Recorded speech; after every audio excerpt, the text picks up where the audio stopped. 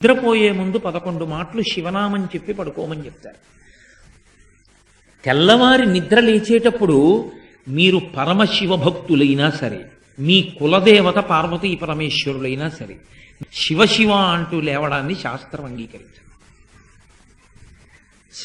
శాస్త్రమే. శివుడు కేశవుడు రెండని నేను అంటలేదు, కానీ దేని స్థితి దాందే అంతే.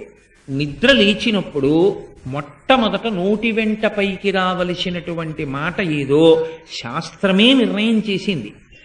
ఇంకా వేరొక మాట ఏదీ నోటి వెంట రాకూడదు. మొట్టమొదట తెలివి రాగానే రావలసిన మాట ఒక్కటే, అది 3 మార్లు పలికి లేవాలి మనసం మించింది.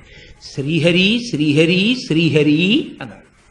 3 మాటలు శ్రీహరి అన్న నామం చెప్పి మాత్రమే లేవవలసి ఉంటుంది. అంటే జాగృత ప్రారంభమైంది. నిద్ర లేచాడంటే రక్షణ చెయ్యవలసినటువంటి వాడు శ్రీ మహావిష్ణువే.